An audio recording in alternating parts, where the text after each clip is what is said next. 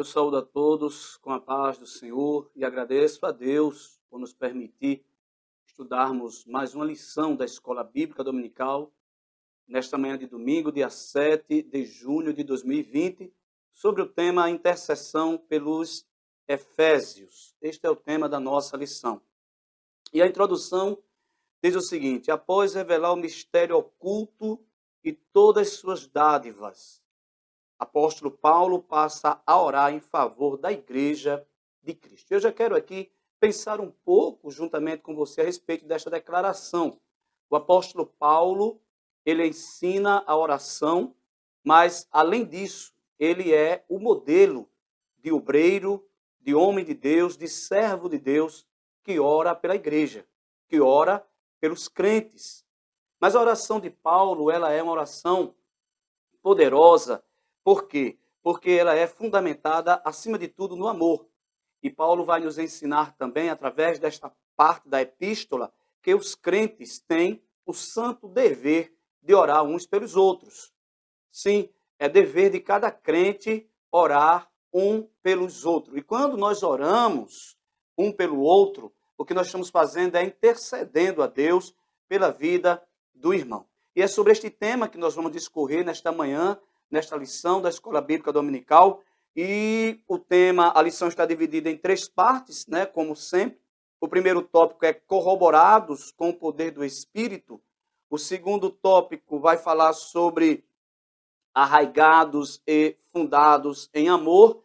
E, por fim, a bênção de Deus excede o pensamento humano.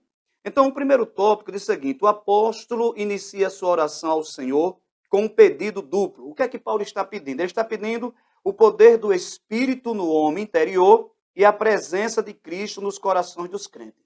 Este é o primeiro pedido que o apóstolo faz nesta oração que ele faz a Deus. Agora, onde está a confiança de Paulo em que a sua oração será respondida? Estaria nele mesmo?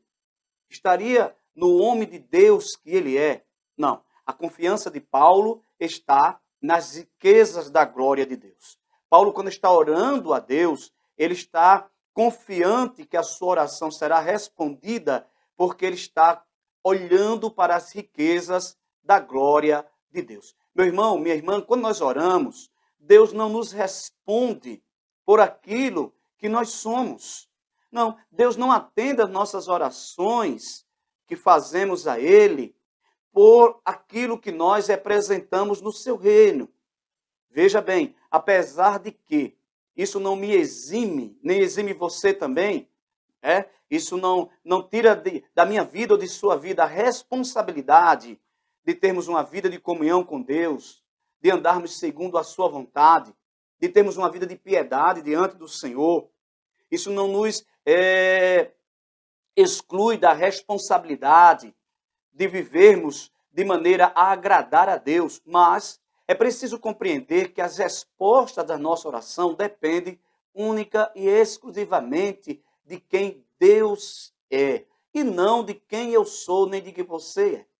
Sim, depende de quem Deus é. Por isso o apóstolo Paulo, ele tinha muita confiança, e ele estava orando pelos Efésios, confiando nas riquezas da glória de Deus. Então diz aqui o seguinte: o apóstolo inicia sua oração ao Senhor com um pedido duplo, como eu já disse. E o que é que ele está pedindo?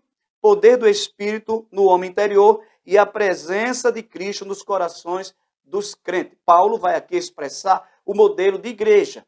Qual é o modelo de igreja que Cristo deseja, que Cristo instituiu na terra? Esta igreja precisa ter poder de Deus e esta igreja precisa ter a presença de Cristo nela. Então, as riquezas da sua glória.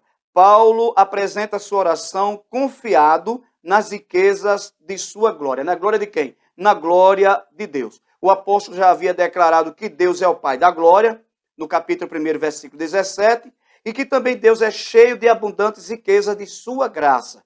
Agora escute, o que significa que ele é possuidor de todas as glórias e dispenseiro de ricas e ilimitadas bênçãos. Aquilo que eu recebo de Deus, aquilo que você recebe de Deus, meu irmão, minha irmã, é fruto, é produto da misericórdia de Deus e é resultado das ricas bênçãos que o Senhor tem para nós. Então, Paulo vai orar para que os crentes sejam fortalecidos com poder no homem interior. Não significa dizer que a igreja de Éfeso não tinha poder. Não significa dizer também que aqueles crentes não tinham na sua vida o Espírito Santo. Se nós olharmos no capítulo 1, versículo 13 e 14, Paulo está dizendo que aqueles crentes de Éfeso, eles estão selados pelo Espírito Santo e também que o Espírito Santo é o penhor da herança que eles estão para receber na eternidade. Então não é disso que se trata. Quando Paulo diz que vai orar para que os crentes lá de Éfeso sejam corroborados, né, com poder no homem interior, o que Paulo está pedindo é que o Espírito Santo, o poder de Cristo na vida daquela igreja, não seja algo temporário, não seja algo passageiro. Ele está orando para que aquela igreja não viva hoje o poder de Deus e amanhã esteja tropeçando com as coisas deste mundo. Esta é a oração do apóstolo. O apóstolo está pedindo para que o poder que se manifesta não seja algo temporário, mas algo permanente. É isso que ele está dizendo. Ele está pedindo para que aquele poder continue na vida do crente. Vejamos o que diz o escritor. Mas que ela fosse continuamente revigorada com poder e, consequentemente, em seu fortalecimento diário. Então, a oração do apóstolo Paulo, a intercessão de Paulo pelos crentes de Éfeso, que deve ser também a nossa intercessão uns pelos outros, é que aqueles crentes fossem revigorados constantemente, diariamente, com o poder de Deus na sua vida pessoal. Por quê? Porque somente através do poder de Deus é que alguém pode vencer o pecado, é que alguém pode vencer o mundo, é que alguém pode vencer a si mesmo. E o apóstolo, sabendo disto, ele vai fazer o quê? Vai orar e pedir a Deus que o Senhor derrame poder na vida daqueles crentes. A segunda coisa que o apóstolo pede em sua intercessão é que Cristo habite pela fé na vida daqueles crentes. E mais uma vez, não era que o apóstolo imaginava que Cristo não estava naquela igreja. Não era que o apóstolo pensasse que aqueles crentes haviam se desviado e Cristo não estava em suas vidas, de maneira alguma. Na verdade, o que o apóstolo está pedindo é, igualmente, da mesma forma que ele pede com relação ao poder, que Cristo não seja uma visita, que Cristo não seja a pessoa que vai visitar os crentes e depois vai embora. Ele está dizendo que Cristo habite em vossos corações continuadamente. Olha aqui, ó, no versículo em questão, o verbo grego para habitar é katoikien, eu acho que é assim que se pronuncia, significa habitação permanente, em oposição à habitação temporária. Isso indica que a oração apostólica era para que Cristo habitasse continuamente na vida da igreja. Então, meu irmão, minha irmã, você que nos assiste nesse momento, veja o dever que cada um temos como crente em Cristo, como uma comunidade de fé, de orarmos uns pelos outros. Ainda mais nesses tempos difíceis que nós estamos atravessando. Esta lição ela vem para nos chamar à responsabilidade da oração intercessória. Aí o segundo tópico da nossa lição vai nos dizer a respeito do fundamento da oração do apóstolo, da intercessão. Diz assim: arraigados e fundados em amor. O amor é a mensagem central do Evangelho de Cristo. Um dos propósitos da oração de Paulo foi para que a igreja entendesse e exercitasse o amor de Deus. Veja, o apóstolo está pedindo a Deus para que Deus ilumine o coração daqueles crentes, para que eles possam compreender a grandeza, o comprimento, a largura, a profundidade do amor de Deus. Isso nos diz que é impossível alguém, pelo seu intelecto, alcançar isto, por sua própria inteligência, pelos seus próprios esforços. O apóstolo sabia que não tinha como a igreja vivenciar este amor de Deus se não fosse através da oração, se não fosse através do poder de Deus e do Espírito Santo e da presença de Jesus na vida daqueles crentes. Amor, a virtude cristã. Nas Escrituras, o amor é o atributo divino. Aquele que não ama não conhece a Deus, porque Deus é amor. Veja, e outra coisa também, este amor que Paulo está pedindo para que os discípulos, os crentes de Éfeso experimentem, não é apenas um amor no conhecimento. Paulo não está orando apenas para que aqueles irmãos em Cristo conhecessem a respeito deste amor, para que a iluminação do Espírito Santo lhe revelasse a largura, a profundidade, a altura, o comprimento do amor de Deus, mas também para que ele, e principalmente para que eles pudessem viver este amor, ou continuar experimentando este amor de Deus. Por quê? Porque uma oração intercessória, ela só é válida para Deus quando ela é feita em amor.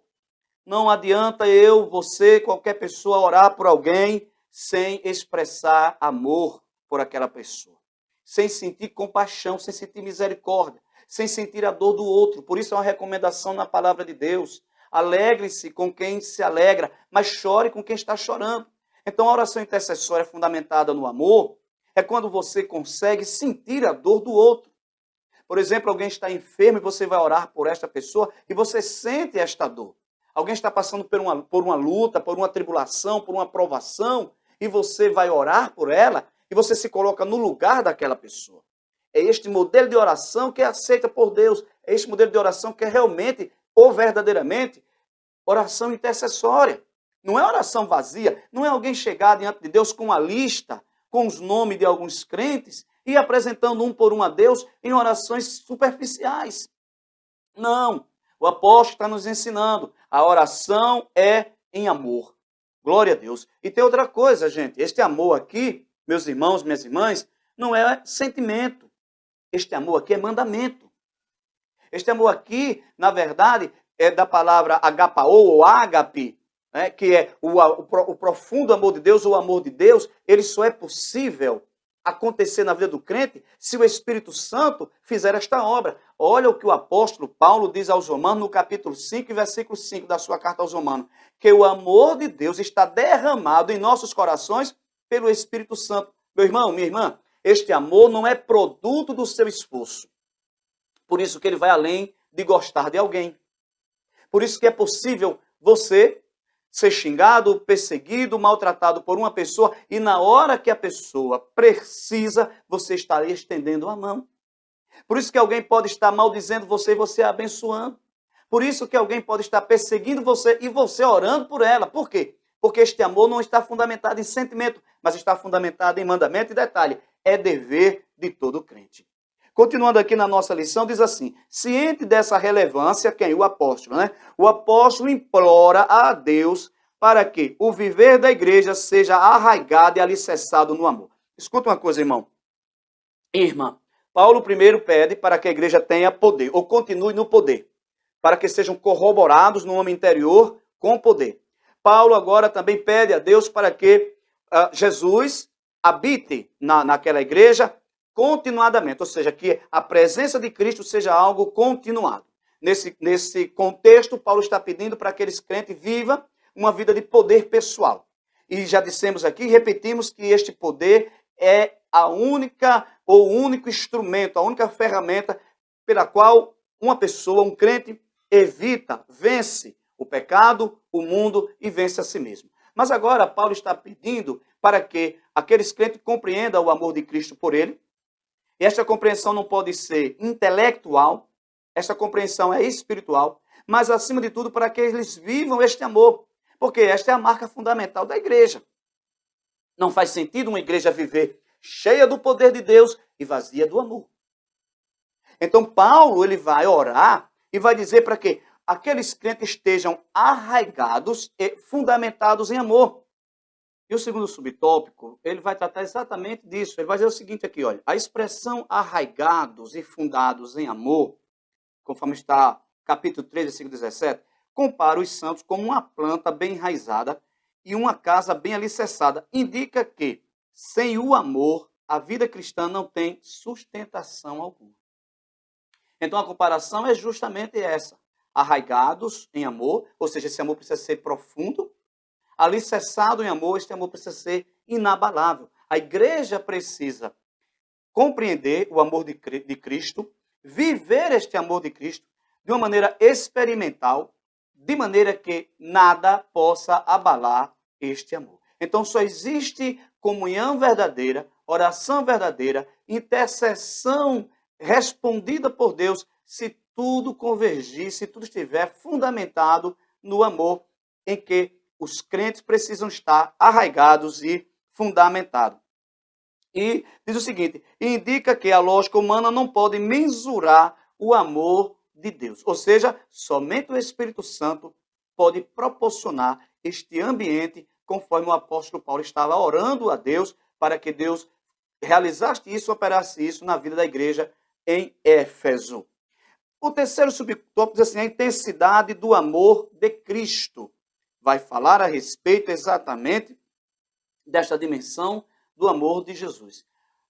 Paulo está colocando agora em evidência o grande amor de Deus por nós e dizendo assim, apesar de quem nós somos, apesar de quem nós fomos e apesar de tudo o que possa vir acontecer em nossas vidas, Cristo tem nos amado. E Ele continuará nos amando. O apóstolo sabe que o esforço humano não pode atingir essa meta, assim ele acrescenta esse pedido à oração para que os crentes sejam cheios de toda a plenitude de Deus. Mas de toda a plenitude de Deus aqui não quer dizer de todo o poder de Deus, mas deste amor de Deus derramado no coração de cada crente.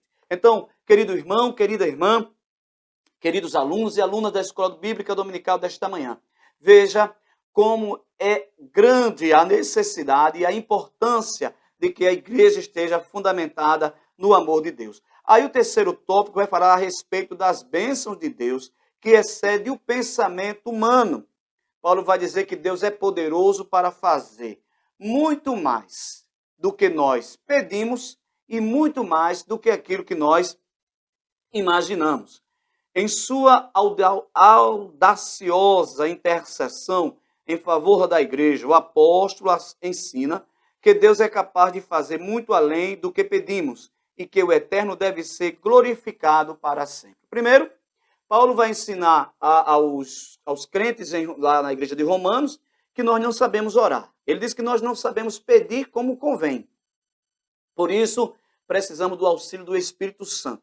E ele diz que o Espírito Santo ele vem nos auxiliar nesta oração que nós fazemos a Deus.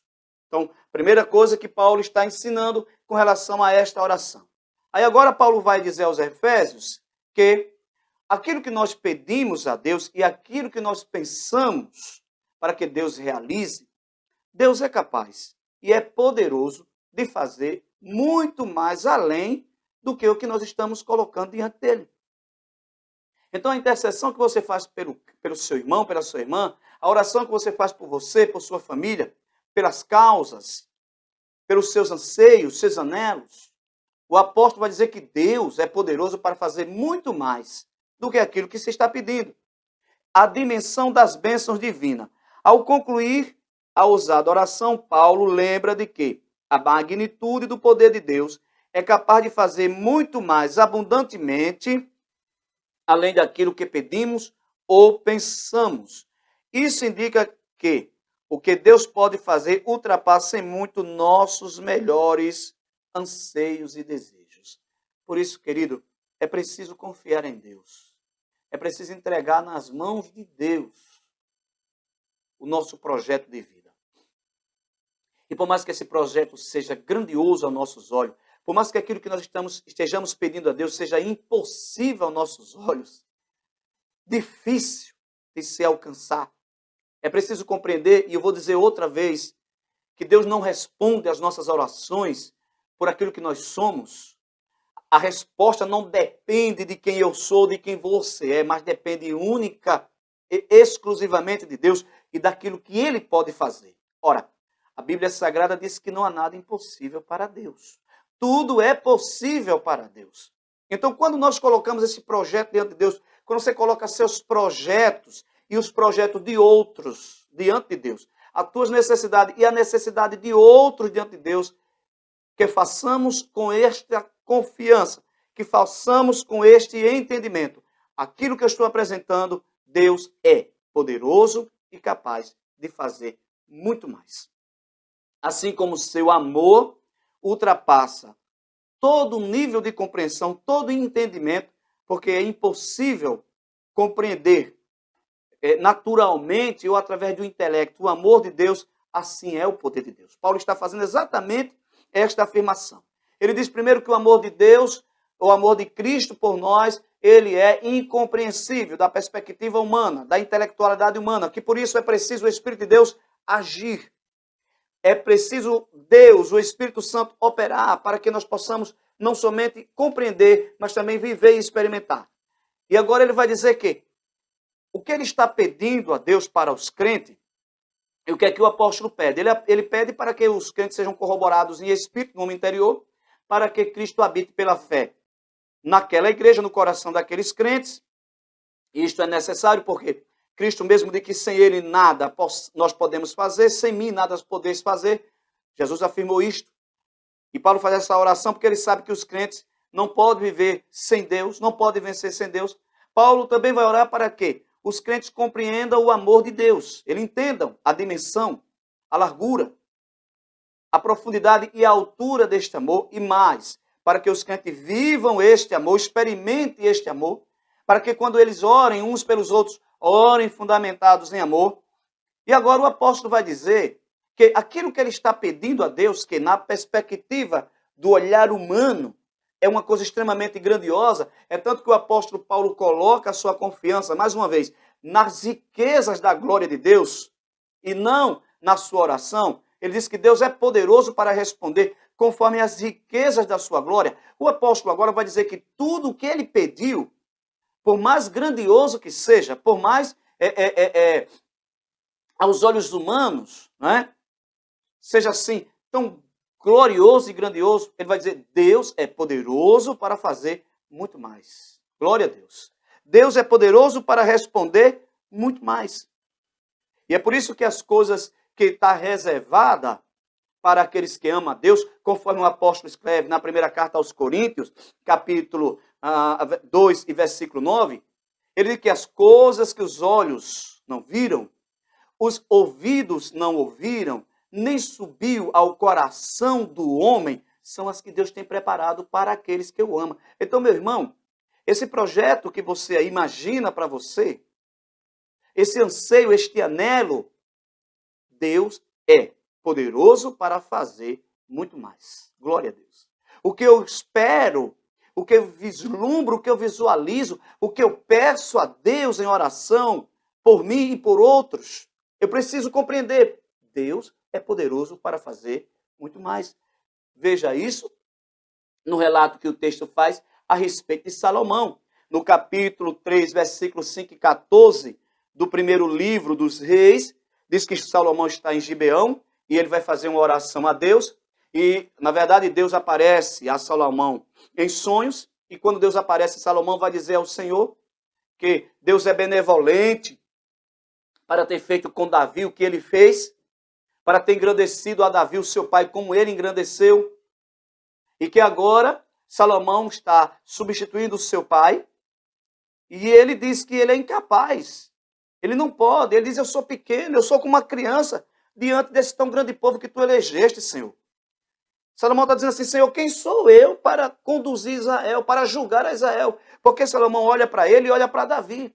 Davi, um homem extraordinário, um homem de guerra, um homem estrategista de batalha, um administrador de mão cheia. Para você ter uma ideia, Salomão constrói o templo, mas todo o projeto foi deixado pelo seu pai. Na verdade, não somente o projeto da construção, mas todos os recursos, de todas as pedras preciosas, de tudo que era necessário para aquela construção do templo, foi Davi que deixou para Salomão. Então Salomão vai olhar para ele, olha para seu pai, e diz, eu sou incapaz de substituir Davi. E ele diz, Senhor, eu preciso que tu me dê sabedoria, tu me dê entendimento, que eu tenha um coração sábio para conduzir este tão grande rebanho que é teu povo a quem tu elegeste. E Deus, ao ouvir a oração de Salomão, ele disse que, pelo fato dele ter pedido riqueza, discernimento espiritual, e não ter pedido riquezas, não ter pedido glória, não ter pedido honras, não ter pedido sequer para que Deus combatesse e abatesse os seus inimigos. Olha que nível tem esta oração de Salomão neste momento. É uma oração que alegra o coração de Deus, porque Salomão não pede algo para si próprio. Ele não pede uma coisa em seu próprio benefício. Ele não está vendo a si mesmo, mas ele está vendo quem? o povo de Deus. Irmãos, esse tipo de oração é oração atendida, oração respondida, porque isso agrada a Deus. Quando nós oramos, e isto deve ser, na verdade, um dos fundamentos da oração, quando nós oramos em benefício de outros, não de nós mesmos, por mais que o que estejamos pedindo seja para nós, mas que aquilo que nos for dado seja para beneficiar a outros. Isto alegra a Deus. E alegrou Deus quando Salomão orou assim. E Deus disse, por que você não me pediu honra, não me pediu glória humana, não me pediu riqueza, não me pediu sequer que eu abatesse os teus inimigos? Eu vou te dar o que tu me pediste. Eu vou te dar um coração tão sábio que nunca houve igual, nem antes e nem vai haver depois de ti. Ou seja, Deus estava dizendo, a terra jamais conhecerá um homem tão sábio como você. Mas, além disso, eu vou lhe dar riqueza, vou lhe dar glória, eu vou lhe dar honra, eu vou exaltar teu nome e vou fazer teu nome conhecido sobre toda a terra. Querido, Deus está agora dando a Salomão, respondendo a Salomão, muito mais daquilo do que ele havia pedido. Deus está entregando ao rei muito além, mas muito além daquilo que ele tinha imaginado no seu coração.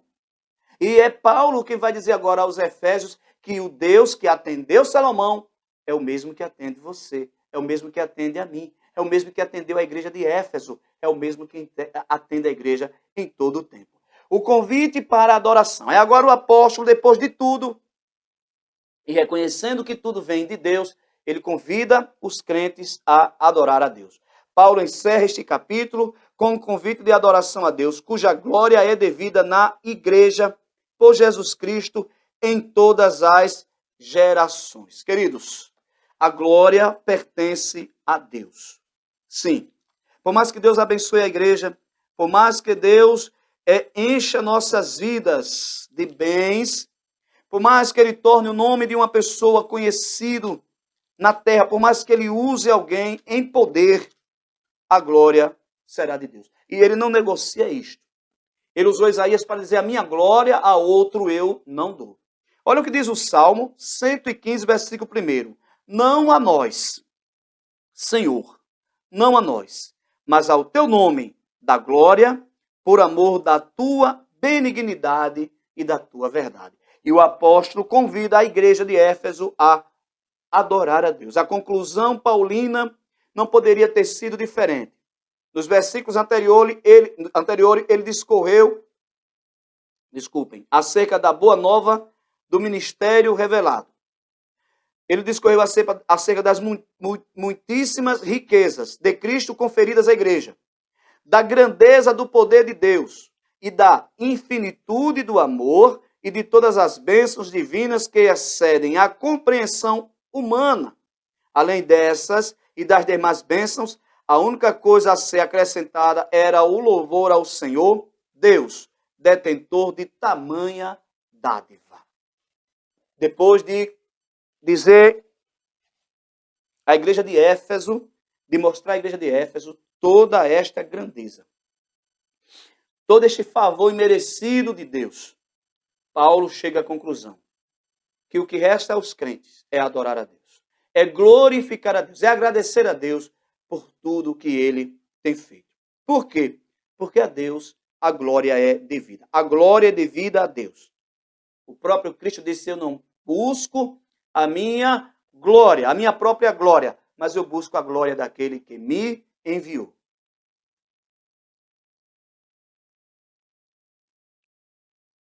Finalmente, Paulo prossegue a ensinar que Deus deve ser glorificado na igreja e em Cristo. Quer dizer que os atos de louvor e glorificar a Deus fazem parte dos propósitos da instituição da igreja. E agora aqui, irmãos, glorificar a Deus não é simplesmente estarmos no culto, sentados, dando glórias a Deus. Isto é apenas uma parte. Glorificar a Deus é viver de maneira que agrade a Deus e que testemunhe de que todas estas bênçãos estão presentes na sua vida, na minha vida. De que a fé que nós professamos em Deus é uma fé dinâmica com resultado, é uma fé experimental, e que aquilo que nós dizemos que Deus é na nossa vida, que Ele realmente é de fato. Esta vida para agradar a Deus, essa vida de comunhão, de piedade, Conforme Cristo diz lá em Mateus, capítulo 5:16, que os homens vejam as vossas boas obras e glorifiquem ao Pai. Esta vida que a imagem de Deus está continuamente sendo renovada e transformadora em nosso ser, conforme o apóstolo Paulo escrevendo a sua segunda epístola aos Coríntios, capítulo 3, versículo 18.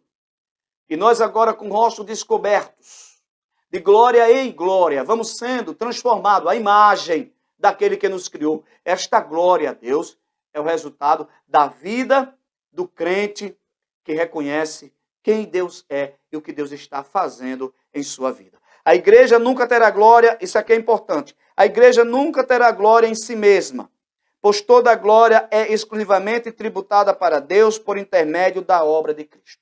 No final das contas, por mais maravilhoso, por mais grandioso que seja aquilo que Deus está fazendo nas nossas vidas, e sim Deus está fazendo, no final das contas, no final de tudo, toda a glória é devida a Deus. É isso que Paulo está dizendo. Paulo elenca desde o capítulo 1, capítulo 2 e agora no capítulo 3, tudo o que Deus fez na eternidade e está fazendo agora no tempo presente para a sua igreja. E ele, quando termina de elencar todas essas bênçãos, todas essas grandiosas bênçãos, Paulo vai dizer que o resultado disso é a glória de Deus. A glória para Deus. Aleluia. E é o versículo 21 da leitura que foi feita em classe, que diz assim: a esse glória na igreja, por Jesus Cristo, em todas as gerações, para todos sempre. Amém. Querido irmão, querida irmã, estamos chegando à conclusão deste comentário, deste resumo da lição deste domingo, que diz o seguinte, a conclusão: a ousada intercessão de Paulo anelava o fortalecimento da igreja. O apóstolo tinha ciência de que o perseverar do cristão dependia de 4 princípios basilares, os quais ele pediu a Deus em oração. 1. O fortalecimento de poder. 2. A presença plena de Cristo. 3. O intenso exercício do amor de Deus. E 4. O contínuo crescimento espiritual até encontrar a perfeição. Veja, a intercessão de Paulo estava fundamentado nesses 4 princípios, porque era este o modelo de igreja que Paulo via, que Paulo entendia, que Paulo compreendia. Este é o modelo de igreja que Deus espera que sejamos. Uma igreja que esteja fundamentada no poder de Deus no homem interior, ou seja, nossas vidas transformadas pelo poder de Deus. Porque por nós mesmos não podemos transformar sequer 1 milímetro da nossa existência, da nossa conduta, do nosso caráter, da nossa personalidade. Que o Espírito Santo habitasse nesta igreja, ou seja, a presença de Cristo esteja nesta igreja. Este é o modelo. Que este amor, o amor de Deus, ele seja algo real, algo presente, contínuo e, além de mais, exercido pelos crentes. E, por fim, que nós estejamos crescendo espiritualmente até a perfeição, até o modelo de varão perfeito.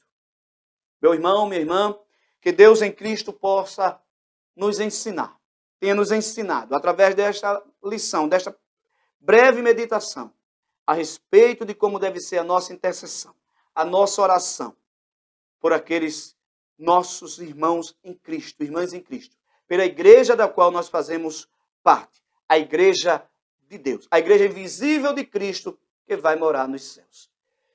Eu quero agradecer a sua presença nessa escola bíblica dominical e orar a Deus para que Ele continue abençoando a sua vida, para que Ele continue te ajudando. Pedir oração pelos crentes, pedir oração pelo nosso pastor presidente, pastor José Carlos de Lima, pela mesa diretora, pedir oração pelo nosso muito digno e amado pastor, nosso pastor Arquimedes Gomes, por toda a sua casa. E orando uns pelos outros, com oração intercessória, para que possamos estar cheios do poder, manifestando Cristo na nossa vida, exercendo o amor e crescendo espiritualmente para se tornarmos cada dia mais parecidos com Jesus e, no fim de tudo, tudo isto para a glória de Deus. Que Deus abençoe você, que Deus abençoe sua família, em nome de Jesus. Amém. Louvamos a Deus, irmãos, por tudo quanto temos aprendido nesta manhã. Uma lição maravilhosa que certamente falou poderosamente ao seu coração. Agradecemos ao nosso professor Júnior Mendes pela bela aula, que ele tem nos trazido nesta manhã. Que Deus venha abençoar, Júnior, cada dia mais a sua vida. Então vamos orar ao Senhor neste momento, concluindo a Escola Bíblica Dominical. Lembrando a você que à noite nós temos o nosso culto no lar. Participe conosco, nos ajude também com as suas contribuições. Sabemos que a igreja está fechada, mas as nossas despesas, elas continuam e nós precisamos contribuir para a obra de Deus, para o andamento da obra de Deus. Pedindo também que você nos ajude na campanha do quilo, que você possa também estar contribuindo. Nós sabemos que nesse momento de dificuldade há muitos irmãos que necessitam, que estão sendo ajudados também pela igreja. Faça a sua parte. Não adianta nós só orarmos, precisamos também fazer a nossa parte. Se você não quer ir até a central levar a sua contribuição, você procura o seu dirigente e ele estará levando até nós. Os nossos contribuintes que desejarem contribuir conosco com seu dízimo, suas ofertas, está aqui no canto da tela, os dados, E se você quiser entrar em contato com a igreja, com o nosso pastor, ou se você deseja tirar alguma dúvida na secretaria ou tesouraria da igreja, também temos os nossos números que estão também aí no rodapé da tela. Você pode estar entrando em contato conosco e assim nós estaremos lhe ajudando. Se você precisa de uma palavra do pastor, você também pode procurá-lo através do gabinete pastoral pelo WhatsApp e certamente o pastor estará pronto para lhe atender. Vamos orar ao Senhor neste momento, agradecendo a Ele por tudo quanto temos recebido nesta manhã. Senhor nosso Deus, eterno Pai, te louvamos, Deus, pela bela lição que temos ouvido nesta manhã, onde o Senhor tem falado através do teu Espírito Santo, utilizando o teu servo, o evangelista Júnior Mendes.